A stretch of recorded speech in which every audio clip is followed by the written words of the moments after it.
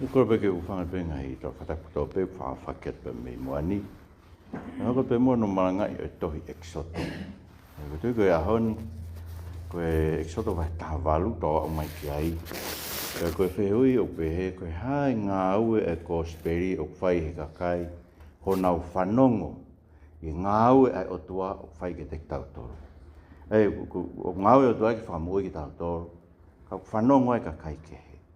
Tau ilo me tā noa koe ni, e ngāwe koe nei hoko koe i he whanongo e tamai e Mario Mosese ki he whakamoui he o tua no kakai. O kia i ngāwe e o tua e whai, i he nau whanongo bea nau tō ki he ngāwe no li riu e tau moui. Koe riu moui koe e gosperi whai e te tau tōru, mono uiwi koe ia. O kulawa ia ke nehanga whatafoki, kia no uiwi ke whatafoki e kakai. Ka kou whehui. Kai ngau gosperi whai i kakai nau mamata no fuivi i ne hai e te tau tolu tau whamo ui. Ko vai tā walu koe ngai mea rahe tolu. Ko laki koe gosperi o iloi he kakai ko toa pē ai lahi ho tau o tua. Ai koe vesu wakia ke tahawa tau lau whataha. Pea ko Setelo, taro eike o mitia ni mo e kāinga e waifi o Mosese. An whanong ke ngai mea ko whai he o tua ma Mosese. Pea mono kakai Israeli o pehe, ko ome Jehova Israeli me ispite. Pea ome Setelo ko kāinga e waifi o Mosese a si pola ko e waifi o Mosese. Neongo ne whakafoki ia, mo neongo tama, aia ko e hingoa o e ta, ko ke somi, nofo muri, ko eiko ne pehe ko au nofo ia whanua muri. Na ko e hingoa e ta, ko e riesa, ko e otua, ko oktokoni, ko e uia, ko e otua e tamaina iai ma oktokoni, o ne whahafu me here tā a whero. Pea hawa Setelo koe kāinga e waifi Mosese kia Mosese ki toa wha, ko hau moia e ne wha naunga no waifi, ne whakatu te niti e potu ko ia, e mounga Elohimi. E ne rea kia Mosese o pehe, ko awen koe kāinga a ho waifi, a Setelo, ko hau kia te koe, pea kia te au ho waifi, pea kia te ia ne ongo tama. Pea huki toa a Mosese ke whawhetau laki ki e kāinga no waifi, ne whāpapa ki ai mo uma ki te ia, pea na whetā pāki, na toki huu ki te niti. Pea au e Mosese ki kāinga no waifi, ai mea kotoa ko whai e Jehova ki a whelo, pe ke kakai ispite, pe huiko Israel. Ai ngai whaingata ko nau mo uai i e hala, me whahafu ki nau tolu e Jehova. Tēnā e whia Setelo e ngai rei ko whai e Jehova ma Israeli, ai e ko ni whamo uia me nima e kakai ispite. Pea pehe Setelo, ke malo ia a Jehova, aia kuni whahafi mo tolu me nima e kau ispite, pea me nima o whelo, aia kuni whahafi e kakai, rau nima e kau ispite. Ko toki ilo o ulahi a Jehova e ngahi tua katoa pe, e mea na nau whakamo futa ai, na ne haaki ki nau to. Pea to e Setelo e kāinga e waifi o Mosese a whelaulau mo i fua, a whelaulau ni ihma e tua. Mana e omi e lone, mkau mātou e steri ki kei nanga, e kāinga e waifi o Mosese, tau e rohimi whawhora tonu tau e ki, e rai peo tau. Mo sio ki whao singa koe, ui lio moni e o tuaia, mo ui e tangata koe ni ko Setelo, ko tangata mitiani. Tala mai na ni whake ni ngai whei lau lau. Mandu koe ngai ko speria te tau toru, uni ngai ki tau tau ke whake e tau mo ui. Ki he egi. O koe ngai mea e nima ko tō mai pēko e ngahi ako naki ia me ki konga koe ni ai whakahāia he o tua i he kōsperi ki he ngahi kakai ko tō pēko. Rua ki pēko whahāia e kōsperi e lahi o tua he ne tokoni ki tau tōru he tau nofo muri o kuwhai. O tau nofo muri ko tō pē. Ko hiku tau ilo tō pē, tō whanonga i wiki tō pē ke hoko e ngahi putu, ngai mea whakaeki tau ilo ai. Ko tau nofo koe ni, hana pēr tau teu wholau. Ko teu wholau pe ko tau api.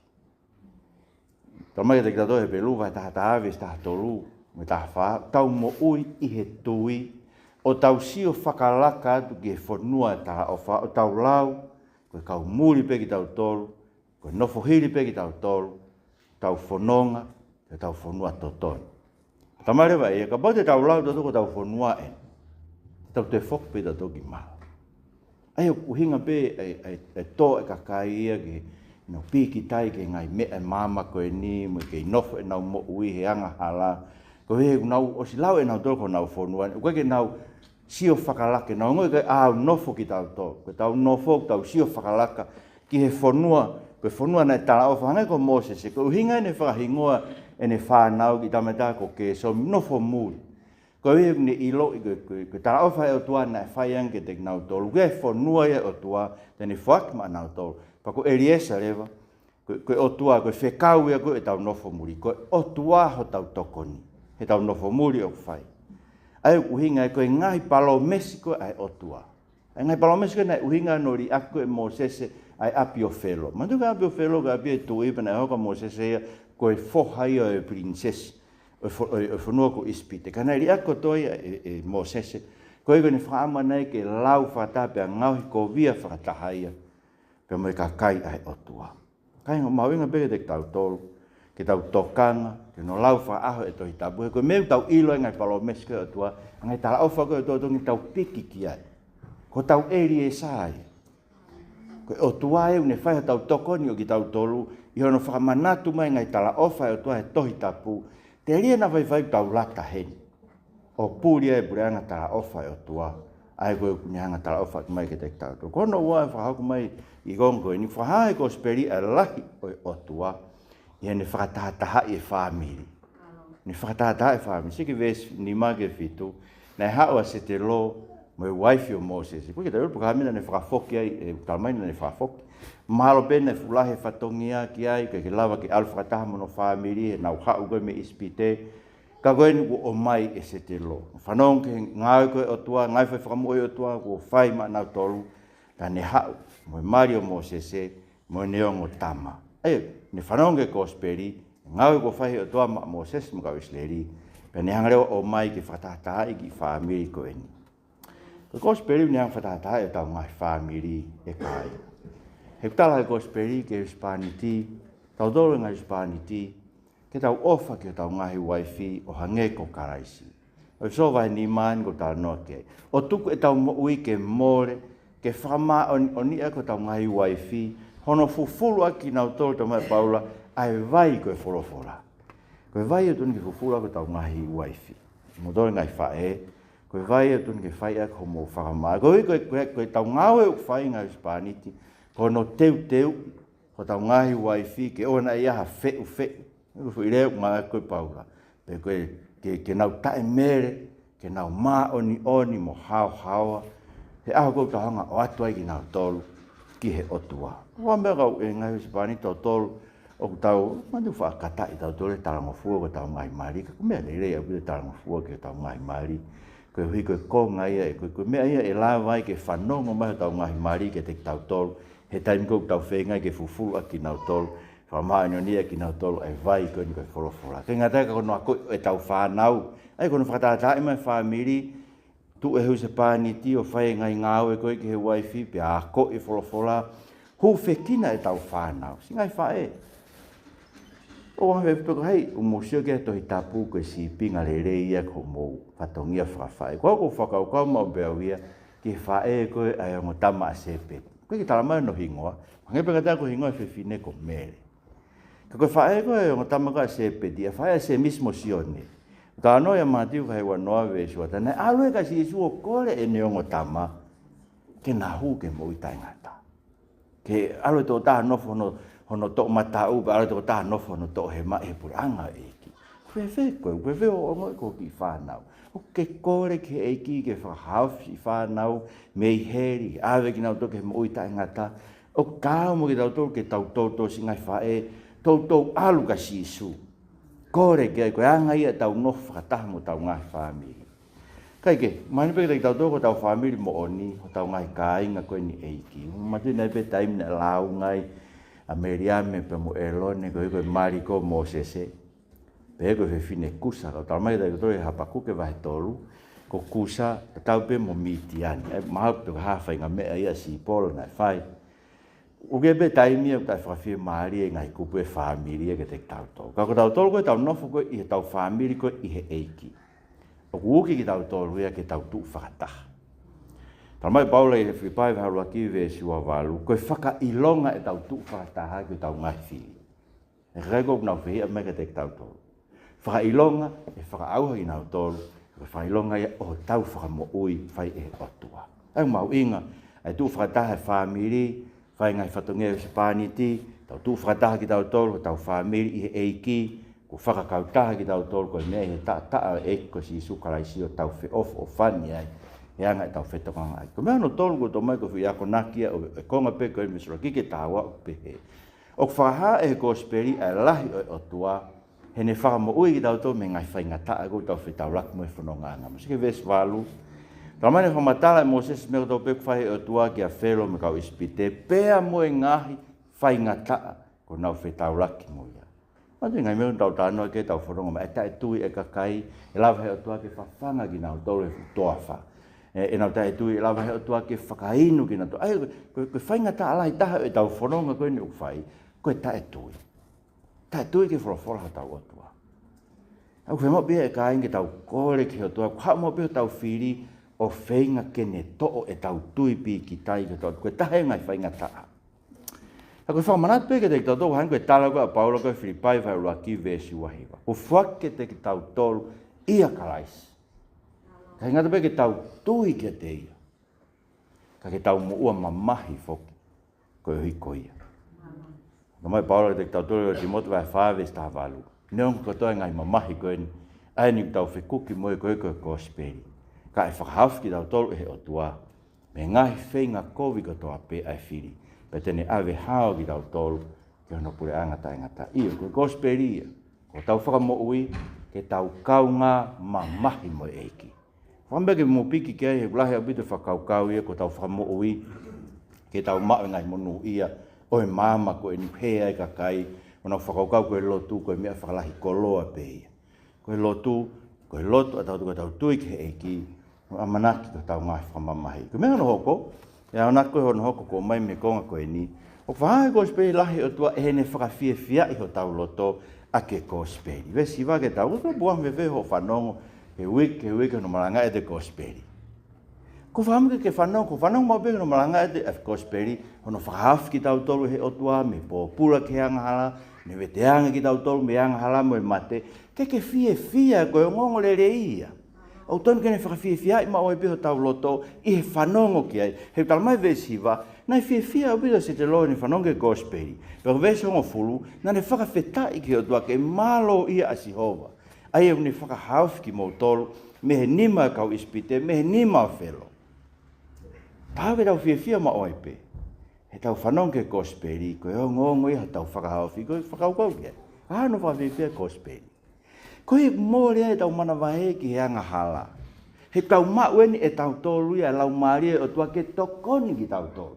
Ke ai ke mate e tau ngahi anga hala, tai me tō pe o asima ia anga hala. Iu mon me ke aspe anga hala tau moui, ka wai ke tau ke sai ia ke tau tolu ai. He ome lau maria o tua e tuke te tau tolu, ke tau whai tau a ke tau koe na lau maria e tau uai. Ke tau ai ke mate e ngawe e ang hala e tau mo. Ko more tau mana wahe e toke mate tau ilo pau e kosperi koe ni. Ai tau lau loto mau pehe ni whamanato e ngai mea te whito. Ko ungo peo koe peke whaatoanga i hata. Ko koe uhinga e tau lau loto e kosperi. Ko uhi, ko meo ni hanga to tau mana wahe ke mate. Ko uhi peki a kalasi me tau ngahi ang hala. Te rio ia mo tau tangata mo tu a koe he ang hala. Whakatoe tu uia ke tau whai ake mo ui o whaou tau no whamanake mo ui ta ngata. Mo e te tu o e sino. Ko wha osi ki kongkoe ni ako naki kongkoe ni. O whahae ko speri lahi o tua, he ne haaki e kau whakamofuta ki a te ia, vesta taha. Koe whakamooni a Setelo, vesta taha. Koutoki ilo, o kulahi a Sihova e ngai, o tua ko tope. He ihe mea na nau whakamofuta ai, na ne haaki, na o kani ngaki ispite. Koe hae whakamofuta ispite. Ai whakawhewheka o nau loto. Ai koe whakatokanga inga te tau tolu, o whanongo pe ki he kōsperi, kai loto whewheka pe, pa wain mo ki mea taha ko whanongo ai, koe mea koe te ringa whewheka. Ai koe ngata pe he whewheka e loto, ka ulaki whewheka pe te ringa ai e whanongo, ke whorau, tonu ke laki molu ho te ringa, ka lawa ke hue mea ki ho loto, ka ukamata pe te ringa whewheka. Aki nau tō kōk whawhisi ngai, ai whorofora e tō, ko mea ni hoko pe tau loto ngā. Ko hi o ke pe kakai o tau kainga lotu o nau whanongo pe ke whorofora e o tua ka whai atu pe ai ngahi anga hala koe tau mua ngofua ki ai. Whai at peta ai fie whanonge wholofola, e tau he tau ngai loto whamiri. Whai atu pe moe manu, moe hori ke ngai mea e mama koe ni. Aia, o whatokanga ki tau tolu ke te ringa whewheka, moe loto whewheka, ho tau loto wharepe. Ho tau seko ki tua, mahina o bitpeke te tau tolu, ngai mea kon hoko tau ngahi loto whare ngai ses whameto tisi ahoni. Ahano whakawhisi nga i koe wholofola ai otua. Kau talamai ke te tau tolu, hangai kono haaki i whako whelo.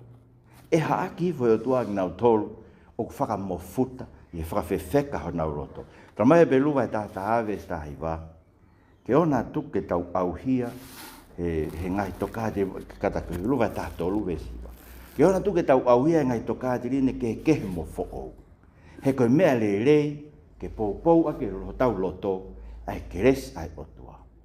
Koe uhi, se miswa whaves wha, koe e koto pe loto ke tākaua mo mamani, ne tākaua mo mamani, loto pe ke hau pe ke lotu kai mamani pe, tākaua pe mo mamani, tike lau ke mawahe mei mamani. Koe e loto ke tākaua mo mamani, o kune nofo e koe whiria o e otua. Ai mau inge te tau to, ke tau ilo, ka tau koe whiria o otua, e haaki ki tau to. Hange kono haaki o whero. Kono wai poini o noua koe me reson koe ni, upe koe gospel ne omi ai poto, e whakamaa maa ki ho tau ngai whatongi, e vesta tolu ke ua tolu, tau lau whata. Pea pongpongi hake, e nofa mo sese ke whai whakamau ke kakai. Pena e tutu mai e kakai ke mo sese me pongpongi ke e whiawhi, pe mamata e kai ngai waifi o mo sese ke ngai mea o kune whai mai kakai, na nerea hake. Koe hatua mea ni ku ke whai ke kakai. Koe hau ke nofo toko taha i koe, ka he tūlaki mai ke te koe e fukakai me pongpongi ki e whiawhi.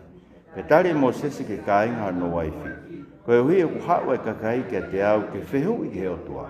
Ka ai ha nau mea o nau hau ke te au, kau whakamau ai wā e tangata me tangata. Pea o whakailo ngai tūtūina Elohimi mo ne ngahi la. Me behe kāinga i waifi o mo sese ke te i. Ui kai rerei ai mea ku ke whai. He ko pau te ke malu mai ai, o i kai ko koe pē, ka koe kakai ni whoki uki a te koe. He o ku mamafa whau ai ngā wei ke te koe. He kai lawa ke whai toko taha pē. E, tō kanga ke e kurea, kau whare i koe, pē te koe ai otua. Ke whafofonga e kakai ke otua, e omi e koe e ngahi mea ki a Elohimi, pē te ke ako ki nau tolu e ngai tūtū ni mo e ngahi lao, pē te ke whakailo ke te ki nau tolu ai whaunga te nau whauai, mo ngā au e te nau whea, pēa au ke whiri me kakai kotoa ha kakai whita hani ihi kua pasia ke otua, koe kakai whai mo oni o whehia ke koloa lawaki, pēa whakanofu ki nau tolu koe kaupure ke ngahi awhe, mo kaupure ke ngahi te au, mo kaupure ke ngahi ni mangofulu, mo kaupure ke ngahi hongofulu. Pēa tuke nau whai whakamau ke kakai i taim ke ke, pēa ka ilonga ha mea mamafa te nau omi ke te koe.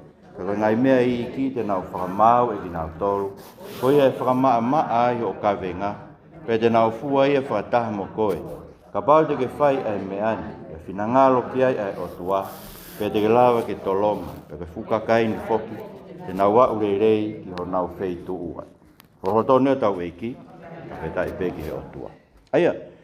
Koe ngahi ako naken o mai meni. Rolo hake upe omi he kosperi ai poto. Ke whakamaua ke ngai mea. Ai kakai o toa vesta tolu me ta fatra mai vesta tolu pongpong ya ke na nofa Moses ke fai whakamau ke kakai pena tutu mai kakai ke Moses me pongpongi ki e whiawhi ke fai whakamau e nau ngai mea muna hanu ulahe to lahe to kua ke to tonu ke tau ke fai whakamau whanongo pe moduri ai tau rea koen ki he ngai ang hala ko kumai ki siasi kona kau fai whekau malanga kai whewhine mo ngai estela ko ia tamai na to ke tuku fai whakamau to kua ia ke otua.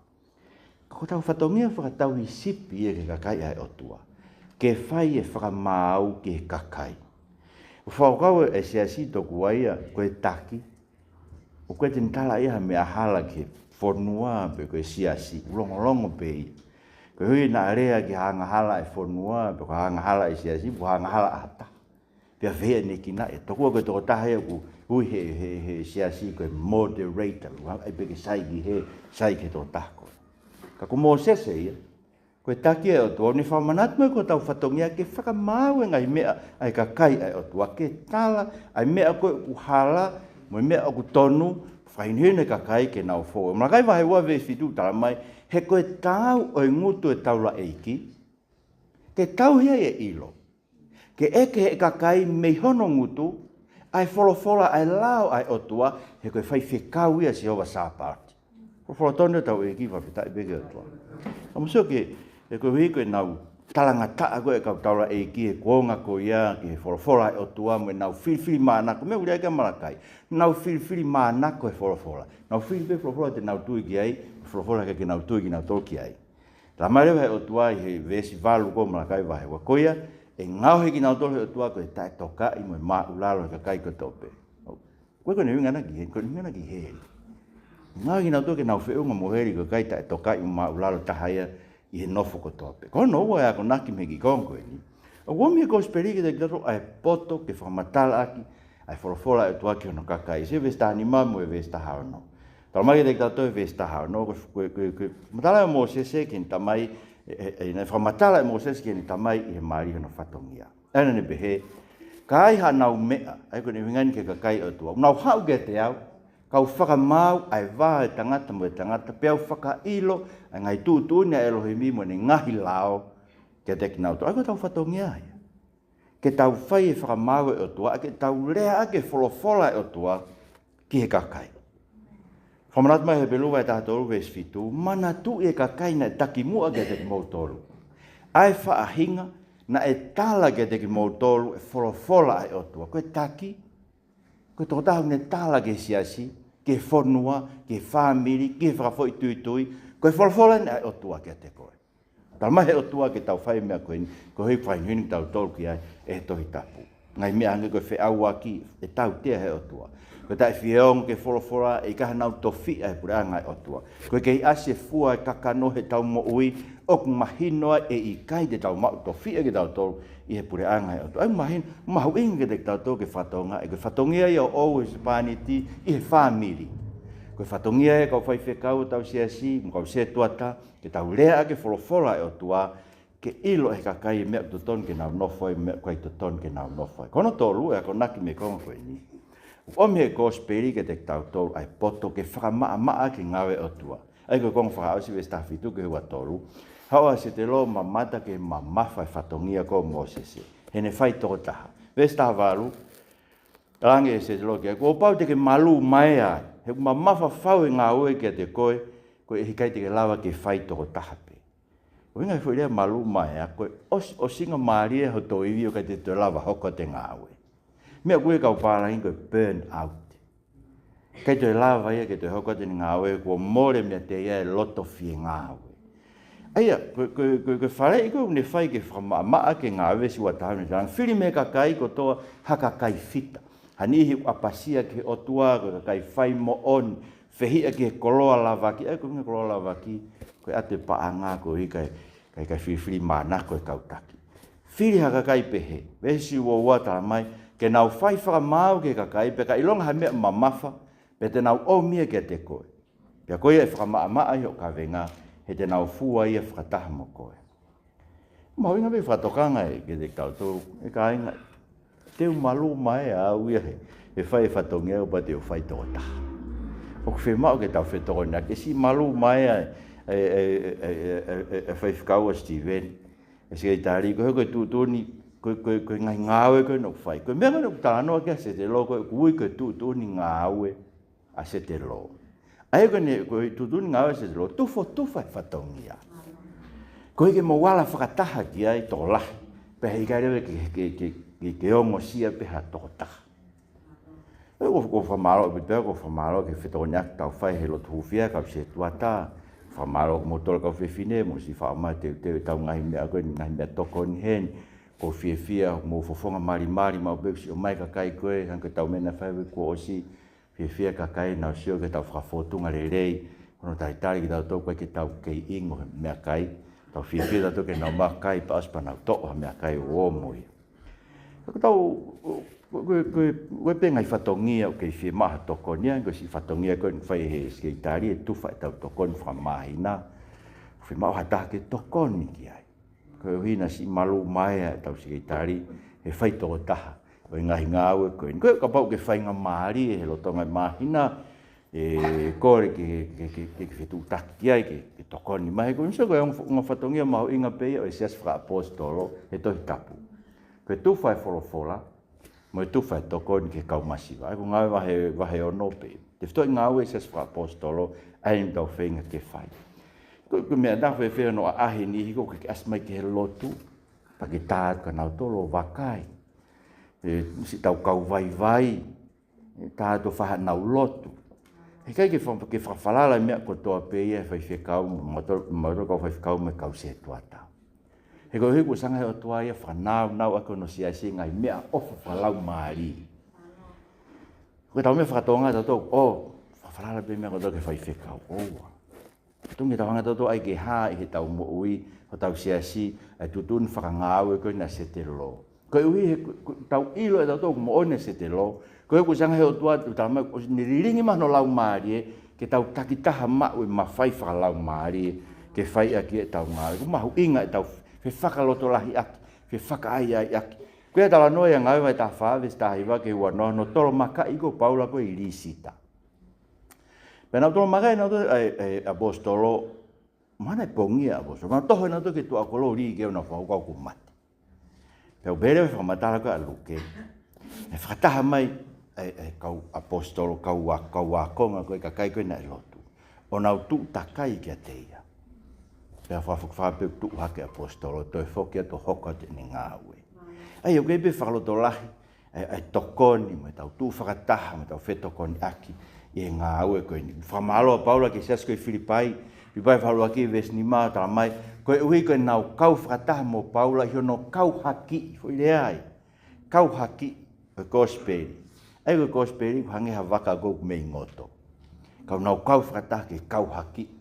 Whinga e kosperi ke mo ui talu me ulaki aho. Ako ne uhi ngā. Koe sias koe Filipai tau ilo toi tapu. Na nau tokoni whakapaanga kia Paula. Na nau ange paanga koe na nau tānaki ke e pawhalotaito ke alu moia o whai ake nau tokoni. Kainga koe tau hiko e tau wahe hongo furu, tau kau whataha e no kau haki e kosperi. Koe hui ke oa na mang molu e tau kau whaiwhekau me kau se tua tae whingai. O e paanga ki tokoni aki na tomu na ngai whangi. Whaasau ki agona whaaspe me he. Io koe poini hono tolu re vai koe kosperi. Koe kune teu i haka kai whalaanga ke tokoni. Ke ngāwe e sia sivesu wa whake wa fitu, whataha. Rawanga Moses ke rea e kāinga no waifi. Pene whai mea ko tō pe ko ni tāla. Pena e whire Moses e kakai fita me esteri kātoa. Me whanofi nau tōru koe ngahi ulu ki kakai koe kaupure, ngahi afe, kaupure ngahi te au, kaupure ngahi ni mangofuru, kaupure ngahi hongofuru. Pena nau whai whamau ke kakai taim ko tō pe. Ilonga mea whai ngata na nau omika Moses. Pena mea hiki na nau whamau e ki nau tōru. Pea tuko e Moses e kāinga no waifi ke alu. Pea ne whanonga ki hono whanua o na whawhatone tau eki. Ai koe ngai ako naki, ben koe waki koe kospiri ne teu i ki tau tolu ke tau whanongo ke wharei. Vesi wa whae. Tau mai na tokanga Moses ke rea e kāinga hono waifi, pea ne whai e mea ko tau pe ko ne tau. Mawinga kāinga i ngāwe tau mui whalotu ko na tau lau tai au ngā wharei i ata. Ta tau pe ko hai. Ki ngai ngāwe koe no tau whai. Kua we ko kwausia ako, koe ngai wharei le rei taha ko mega teu. Whai mai ka kai ko kakakau kua whai whekau eo. Ka kai beu nau whanongo ngā ue hala pura ngapa nau mai. Ka mai ka tau whewhe mea koe.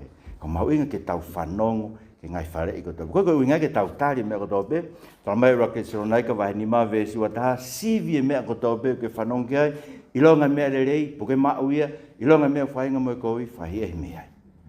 E mantu e asi a pe lami. Nai rea ke asi ia. Ke ki whanongo a pe lami. Tangi o tua. Ne me hao e asia ka tamte iau koe ko kai ki whakaong ke reo e asi. Koe pe ngai mea pe, mau koe pe ha asi. Koe koe ngai ke al whakaong ka asi pu ka hosi pu ka ha. Ka koe tui pe ai pe taimi. Ia o tua mai ngai ako naki. Me ngai whetu ta amaneki nao pito e ka teko. Kono ua ka akanaka no ua koe kosperi nge teu i hakau tangata wharaanga ke tokoni ngai kosperi. Vesi wa ni mai me wana. Tamai vesi wa ni mana e whiri e Mosese. Haka kai fita me iseri kātoa ne whanof ki nau tolu. Vesi wano, pena nau whai whamau ke kakai taimi katoa. Koe kakai fita, tōra mai vesi wa tahake te tau tō, koe kakai apasia ki he otua, whai mo on, whehia ki he koloa lava ki, whehia ki ofa ki he paanga. O te ui mape kosperia ka tangata whalaanga ke tokoni ngā aue koe e kosperia. Koe paula koe ua timote vai ua vesi ua. Koe mea na tau maa koe me ka apostolo ke tuka ka tangata ala whalaanga. Kune amanak pe ia ka tangata ala whalaanga isi asi. Ke tuka nau tolu. Enga ia ko naki ko tō peu maa me ka apostolo me ka palofita he toi tapu ke nau mawhai ke ako ke kakai. Nā hako pe palapare mata tau e mo aksi asi tu whatokoni. Nau whiri e ula kau whai whekau e toko fitu. Tala mai ko kai na e whonu i he tui. Mo lau maari e maa oni oni. Koe whakailonga le rei i tau lawa tau tolu. E si asio e ki ke tau whakamau e tau ngai mea pe tau tolu. Tala mai paula ke te tau tolu. Te tau whakamau a maamani e ki tau tolu e ka inga lotu. Mantu ko kai koe no whiri koe no whiri ke no whai whakamau he si asio e tua. Koe mea rei tau lawa whakamau pe tau tolu e tau ngai mea ai whamiri no ngai mea whakasiasi. E ko tau tolu te tau whai whakamau e whakamau a maamani ka kai lotu.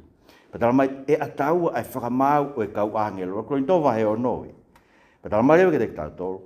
Ko me mea take tau kātake o no ngai ko via ki tau tolu. Ai ko hui whakamau e ta.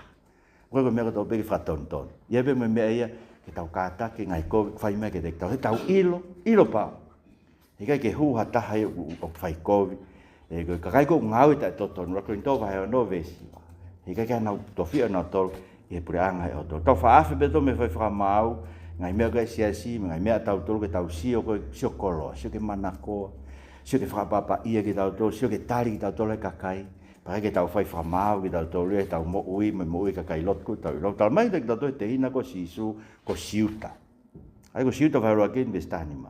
Whai e whakamau ke kai ko toa pe, mo whakamooni ke kau tae lotu ko toa pe, nau ngai ngau e whakatae lotu ko toa pe, ai e ko nau whai i anga whakatae lotu, me ngai mea whamamahi ko toa pe, ai kore ake kawang hala tae lotu ke te au ngai mea kuna urea ake mai la mai siuta ke te tau ke tau whakamau ke tau tarang ke te nau tau koe ngai mea una whai ko e toa e nau mo ui ki he koe tau whakamau e o whai he koe whai whakamau koe tala me ke kakai e nau wanga whakatae lotu koe ke nau whato malai koe ke tau whihia ke te nau tolu ke kai koe tau urea ke nau ngai mea ta whato i tapu tau ofa ke kakai ko hige na womi o ta foke e ko si sukari. O tau ngahi ka venga lotu Ko fahamu ke tau falala ke lahi o tau otua, fahama ko kosperi, tau falala ke otua ni whakama e tau io ke whatongia he lotu, tau fia, ke tau whetoko ni aki he whatongia koe ni, tau hufia, ka tangata ala whalaang ke tokoni, ke whatongia kosperi ngai tau tangata o esi, tau lot pe tanga tau lot.